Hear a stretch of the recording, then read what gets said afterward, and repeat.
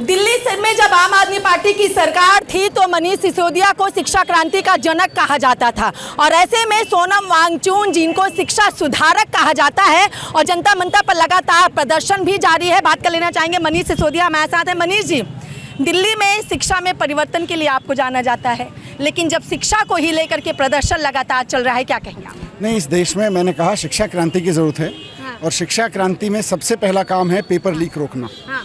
Paper mafia से देश के बच्चों को मुक्त कराना। हाँ।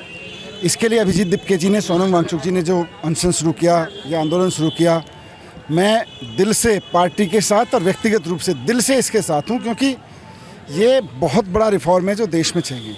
अब लोग कह रहे हैं कि भाई धर्मेंद्र प्रधान के इस्तीफे से क्या होगा। धर्मेंद्र प्रधान के इस्तीफे से मैसेज जाएगा सारे पेपर लीक करने वालों को कि जब मंत्री नहीं बचा तो बचोगे तो तुम भी नहीं।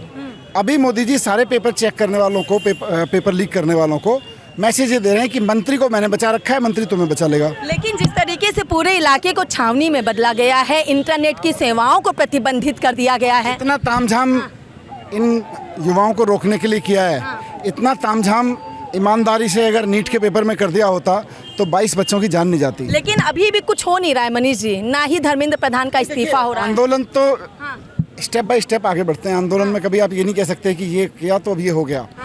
अगर नारियल 100 चोट में टूटता है तो पहली चोट का भी योगदान होता है, 99 का भी होता है। किस चोट में जाके नारियल टूटेगा आपको और हमको नहीं पता है, पर आंदोलन है, आंदोलन करना पड़ेगा। लेकिन कहा जाता है कि आज के युवा कल के भविष्य हैं और ये भी कहा जाता है कि जब हर कोई शिक्षित होगा तो देश विकसित होगा। यहाँ पे यूथ भी सड़कों पर है और शिक्षा को लेकर के नहीं चाहते हैं ना कि युवा पढ़े। मोदी जी चाहते हैं कि जो पैसे वाले लोग हैं वो पेपर लीक करा के अपने बच्चों को पास करा लें, उनको डॉक्टर बना लें। पेपर लीक करने वाले लोगों को पैसे दे के नौकरियां ले लें। जो ईमानदारी से मेहनत करने वाला युवा है उसकी मोदी जी को चिंता ही नहीं है। वोट मांगते वक्त उसको ज़रूरत होती है, वैसे ज़रूरत नहीं। एक अंतिम चीज़ क्या कहना चाहेंगे देश के उन सभी युवाओं को, उन सभी राजनीतिक दल के लोगों को? कहना चाहता हूँ कि ये बहुत बड़ा मौका है। उम्मीद से कहीं ज़्यादा रिस्पॉन्स लोगों ने दिया है शिक्षा क्रांति के लिए। अब जब निकले हैं घर से और अब जब बीड़ा उठाया है तो इस देश की शिक्षा को इस हद तक बदल दीजिए कि हर बच्चे को शानदार शिक्षा मिलने लगे। चलिए, तो देखिए ये थे हमारे साथ दिल्ली के पूर्व शिक्षा मंत्री मनीष सिसोदिया, जिनका साफ तौर पर कहना है कि बहुत बड़ा लोग, मतलब बहुत ज़्यादा लोग एकत्रित हैं, उम्मीद से ज़्यादा। एक साथ सब हो जाइए और शिक्षा को पूरी तरीके से इस कदर बदल दीजिए कि विकास हर किसी का हो सके।